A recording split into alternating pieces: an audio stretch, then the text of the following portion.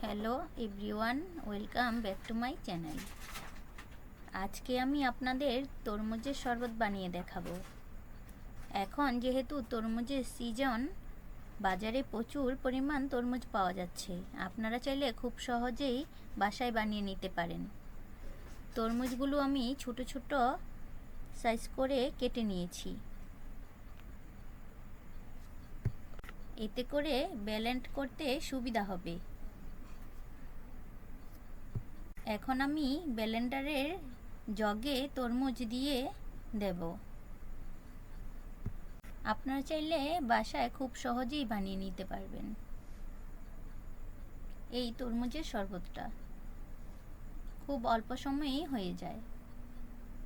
এখন পরিমাণ মতো চিনি দিয়ে দেব। আপনারা আপনাদের পছন্দ মতো মিষ্টি কেমন খেতে পছন্দ করেন সেইভাবেই দেবেন। সাথে একটু বিট লবণ দিয়ে দেব। আপনারা চাইলে বিট লবণ না থাকলে যেই লবণ খান সেটা সাদা লবণ দিলেও হবে।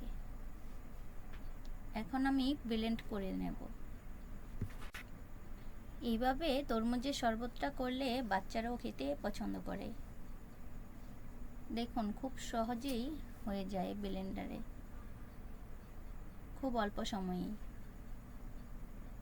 আপনারা চাইলে ফ্রিজে রেখেও খেতে পারবেন। দেখুন আমার ব্লেন্ড করা হয়ে গেছে।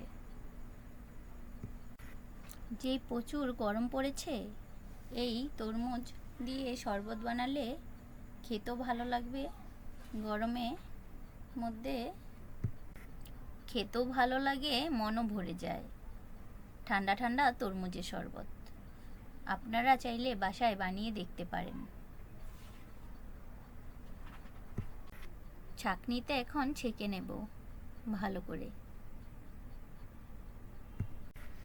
জুসটা এখন ছেঁকনির সাহায্যে আমি ছেঁকে নেব। এই তরমুজের আঁশটা বের করে নেব। দেখো বন্ধুরা,